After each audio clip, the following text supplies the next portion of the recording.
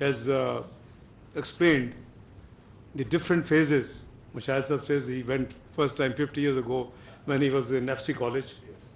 So, those of you who have been to China in different phases, and particularly in the last few years, I think the speed of revolution and transformation, what I have witnessed in last couple of decades, is of the light speed. It's unbelievable. You simply cannot comprehend that such a speed can be possible in certain country. We have been witnessing all leg pulling from a certain part of the globe. His Excellency Ambassador said they're second biggest economy. Absolutely right. I have no doubt they're going to be the biggest economy in due course.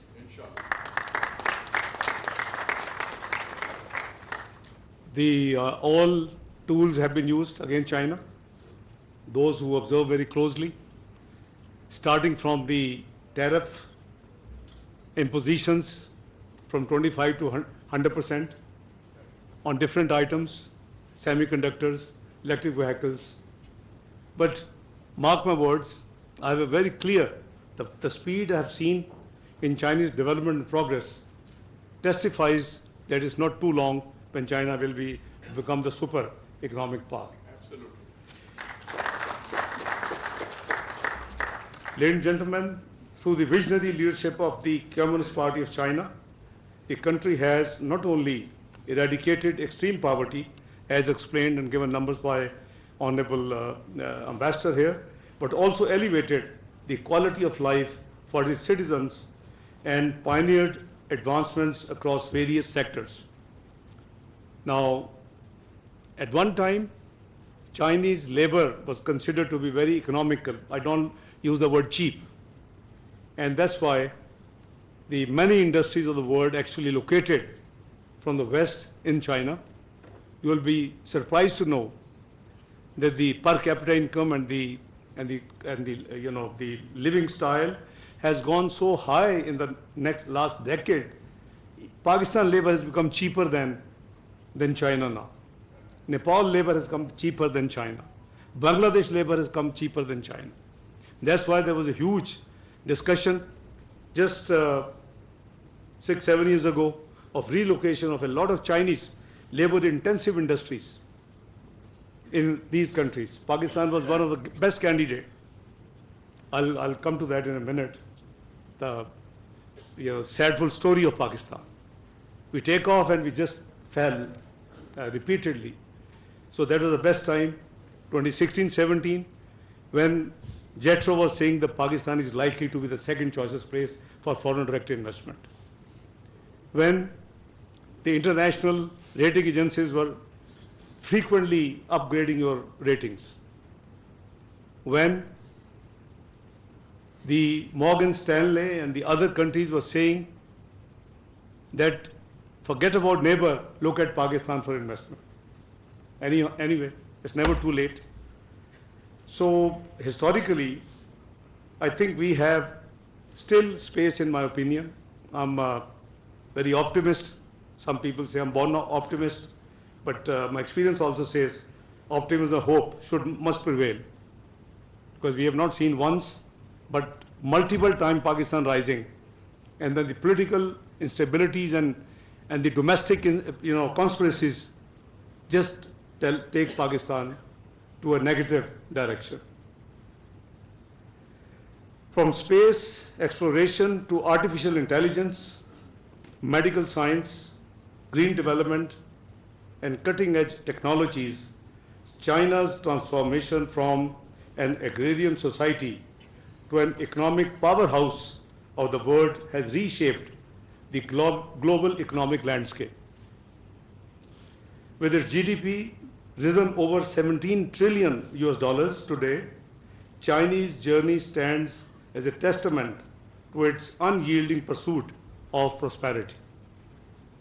Excellencies, ladies and gentlemen, Pakistan sees China as a key factor for peace, stability, and fairness in world affairs, and I mean it. what I'm saying. China's peaceful rise has contributed to stability in global political and economic landscapes, enhanced the structure of global governance. It has strengthened the role of multilateral diplomacy, and there's so many positive things you can see and experience when you study the China's 75 years of growth. Importantly, China's proactive leadership in addressing climate change has galvanized international climate action. With its investments in renewable and green energy, as well as its pledge to achieve carbon neutrality by 2060, China sets a standard for sustainable development that resonates globally. Those of you who have traveled to China in the last few years, just about 7-8 years ago, when you would go to Beijing, there would be so much pollution you can see. In just 5 to 6 years, I've just been in the last 2 years few times, and I'll be going soon again, Excellency. I'll be joining President of Pakistan in his dialogue with President Xi on 7th and 8th. That's another reason why I'm here. And it's amazing. It's all clear, blue sky now in Beijing. It's really impressive that if you intend to do something, if you have a resolve, you can make it. And China has shown it. I was really happy and pleasantly surprised in such a short time, just 4 or 5 years ago, and now how Beijing, environment issue has totally disappeared. China's role as a harmonizer on the global stage is equally commendable.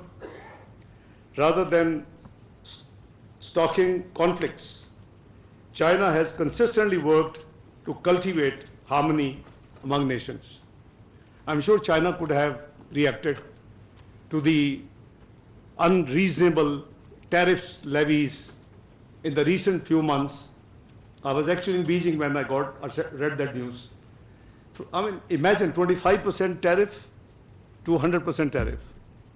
I don't know what would you write, Dr. Ikram Sahab, on this, whether it is a fair play in the world or not. But that's what happened. I read in China, I was on an official visit with Prime Minister. And I couldn't believe that, this can also happen. This is nothing but politics. And unfair way to stop somebody to be achieving, which in my opinion, they will achieve one day. Yes. The humbleness, the hard effort, the commitment, the dedication with which the Chinese leadership work, I don't see it's going to be too long away when they will be achieving this thing. This dedication, as I said, to peaceful coexistence is evident in its historic mediation role between, couple of countries of this global south. They have been extreme rivals. China had played a great role, and they had brought them closer. You see, this is the role of leadership. And I must compliment what China did in this region.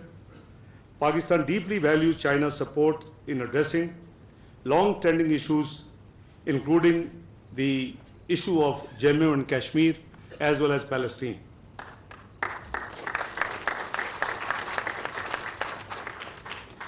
As responsible for the Foreign Ministry of Pakistan, I also assure you once again that Pakistan also is absolutely, has been, is and will always be firm on one China policy.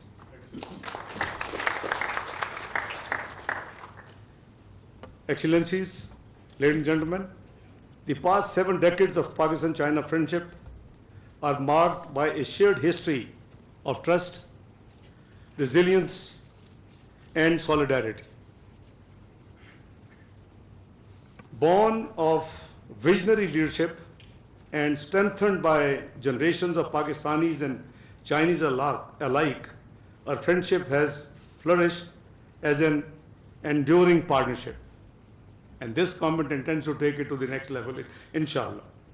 As all-weather strategic cooperative partners, Pakistan and China have stood by each other both during times of peace and in times of difficulty. Be they natural disasters, economic disruptions, or geopolitical shifts, China-Pakistan friendship has been consistent, steady, and that's why they say all-weather friends.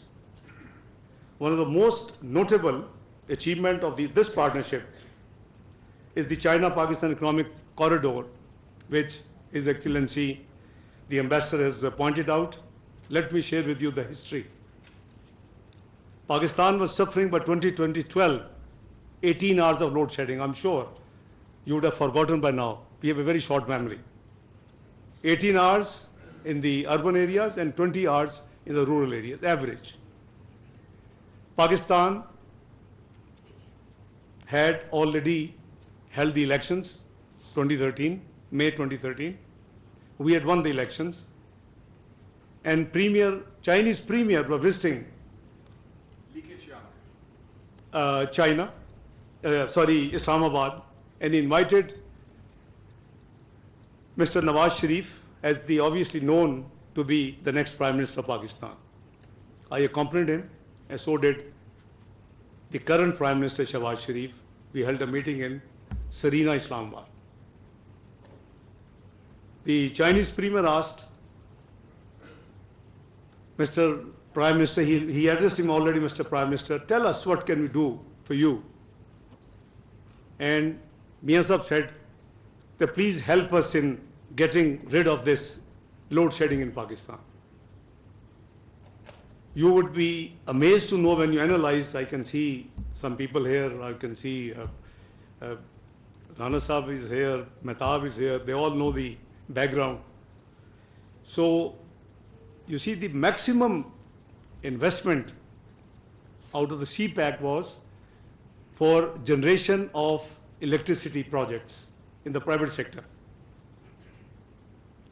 There has been a lot of malafide propaganda from the containers and otherwise. In the powers of echelon, they really believed that thing. And as a finance minister, I confronted those all. तो बड़े महंगे loan दे दिए China ने, 8% loan है, ये loans हैं, ये investment नहीं. And I confronted them. Even today, the numbers are available. The government of Pakistan, out of 34 billion of CPAC phase 1, only borrowed $6 billion US. The rest was investment loans to the private sector for the power generation projects. 3 billion for Multan Sakar motorway. It was commercially not viable, couldn't be done on BOT basis. So state has to come in. You can't have Peshawar to Islamabad motorway, Islamabad to Lahore motorway, Lahore to Multan motorway, and Multan Sakar can't be because there's not enough traffic and doesn't make commercial sense. This is where the state has to come in. So that was the sector which was financed by China under CPAC, 3 billion. The other 3 billion was the Gwadar-related projects. And the average cost was less than 2%. It won't be appropriate for me to tell who the big powers I had to confront. And thanks God, with the change of government, and after spending 1 year, when people went to negotiate IMF program, then the finance minister had to make public statements in Washington. Ishaq Dar was right. It was less than 2%, and that was investment, not loans. So see, we should think of Pakistan first, and should not come to the petty politics when it comes to Pakistan. So CPAC, I think, is a wonderful gift from China. It's a flagship project of the Belt and Road Initiative of President Xi. It has not only transformed Pakistan economy by enhancing infrastructure and energy capacity, but also demonstrated that interstate relations based on mutual respect and cooperation bring substantial benefits to both nations. As a symbol of bilateral cooperation, CPEC underscores the enduring strength and depth of Pakistan-China's relationship. Ladies and gentlemen, Pakistan remains fully committed to expanding CPEC to its next level. In the recent meetings of Prime Minister Shehbaz Sharif with the Chinese leadership in China, which I also participated, China and Pakistan have agreed to take CPEC to the next level, what we call upgradation of CPEC or CPEC Phase 2.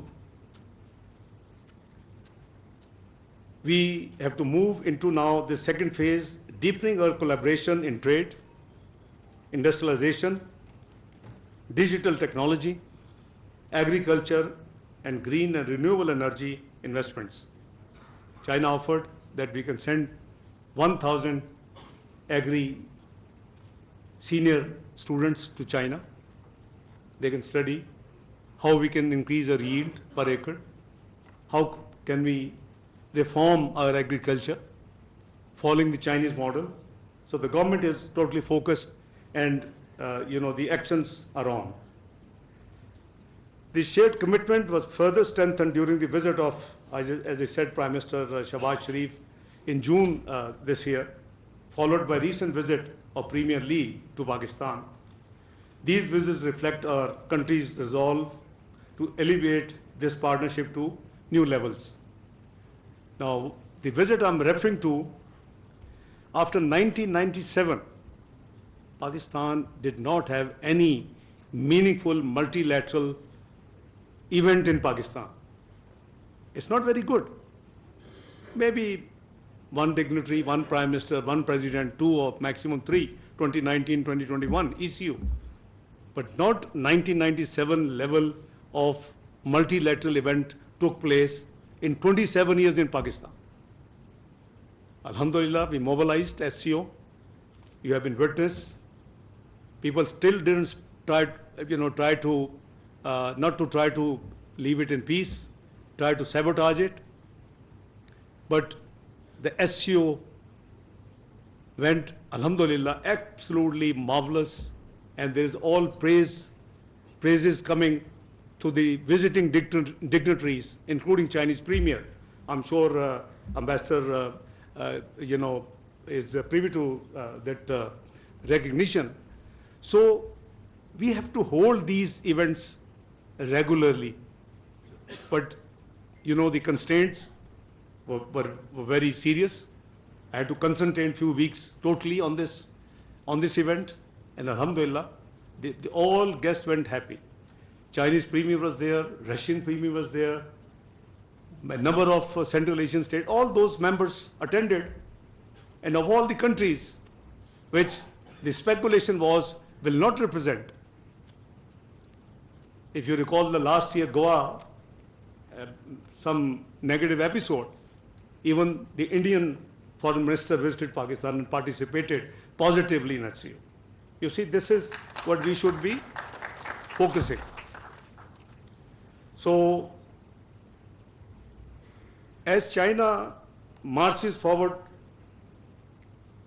towards its second centennial goal of achieving the great rejuvenation of the Chinese nation, Pakistan stands at a pivotal moment in its journey towards sustainable and inclusive growth.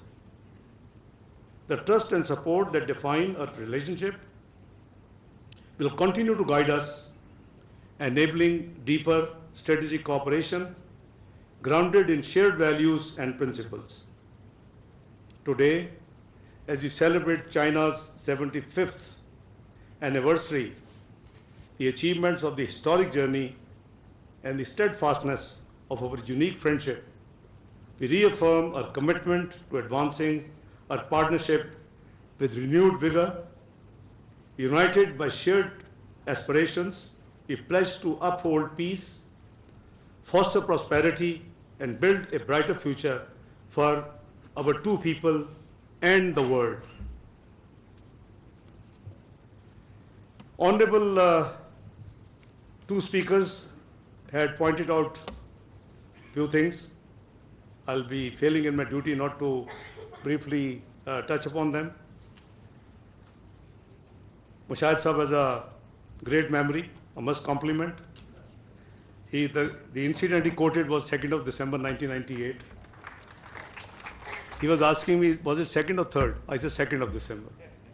Because Prime Minister Nawaz Sharif was accompanied by Sartaj Aziz Sahab as Foreign Minister, me as Finance Minister, Mushahid Sahab as Information Minister, and Shahbaz Sahab as the Chief Minister Punjab. But also, Riaz Kokar Sahab was also there. The diplomatic community, we should not miss out their members. The other side was Madeleine Albright. Please, I'm talking from memory. Foreign Minister. Sandy Berger, the National Advisor, Security Advisor. No. Rubin, my counterpart, the Treasury Secretary, and then Talbot and Colin Dufford. So we had interesting episode because Pakistan was not getting its money, F-16. Musharraf Sahab could not get it. Bibi couldn't get it. Alhamdulillah, that was a historic day. But rest, you will have to wait for Mushahid Hussein's book, which he keeps promising he will quote the entire episode which happened. It will be there fully.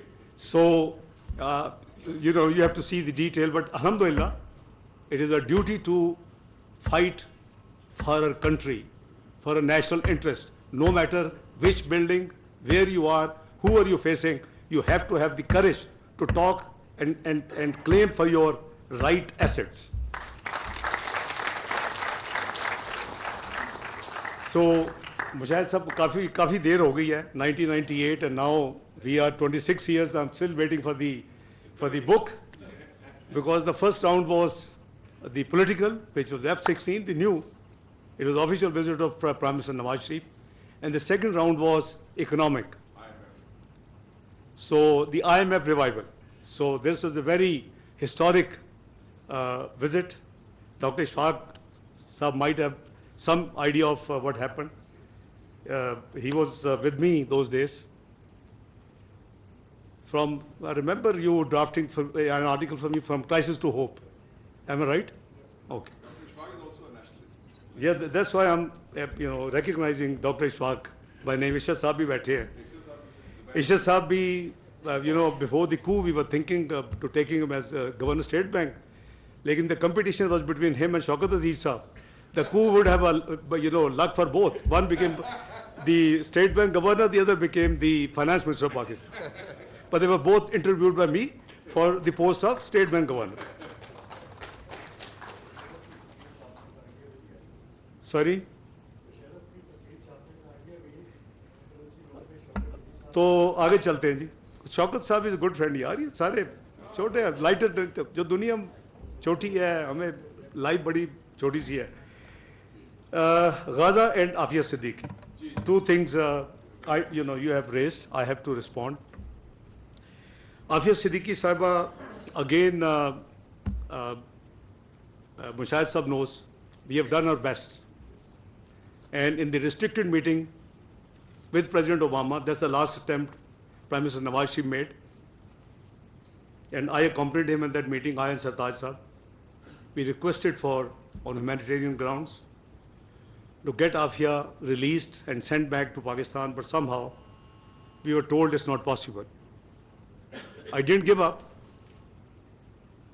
Before the tenure of, in 2016, the tenure of Democrat government was over, I had engaged the current Secretary of State, who was at that time Deputy Secretary of State, Tony Blinken. And at the classified places, my conversations would be available, because that was recorded by Dr. Waqar Masood, who was my finance secretary. I did my best for this girl of Pakistan to come back, but anyhow, the word is difficult. Let me tell you the latest. We have not given up. I have just got, as Foreign Minister, a letter signed by Prime Minister Shahbaz Sharif asking or I would say requesting, let's use the word proper, the President of US POTUS that, they do give a number of pardons before leaving, that if this can be done, so we have done it.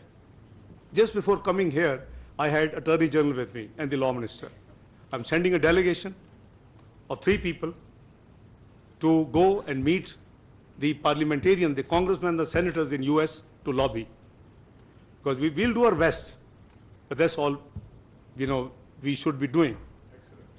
On the issue of Gaza, I think the word international law and order is collapsing. I don't mince words, I talk straight.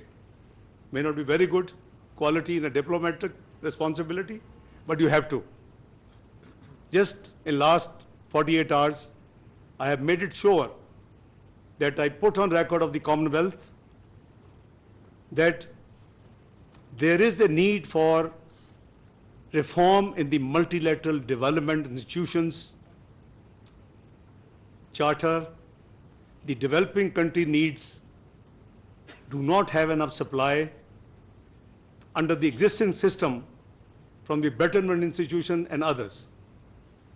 And everybody agreed with me, and it was part of the, the record which the Commonwealth Secretariat will issue in due course. So, same happens to Gaza. All the resolutions of the Security Council on Gaza, by the resolutions of the OIC in Gambia, I represented Pakistan on this subject there in the heads of government OIC meeting in Gambia a few months ago. There was a special meeting of D8 in Istanbul, same issue, followed by another meeting hosted by King of Jordan, President of Egypt, UN Secretary General. I represented Pakistan there. We voiced everywhere. I think we may be one of the rare countries who have vocally spoken in favor of Palestine. And I think it is a responsibility as part of the Ummah. This genocide must stop. The war crimes must operate. The International Court of Justice decision has been put in the bin, which has categorically stated it is plausible genocide. 48,000 innocent people have died, including majority of women and children. 80,000 are injured, and there's a complete vanish of the Gaza place, followed by what is happening in Lebanon.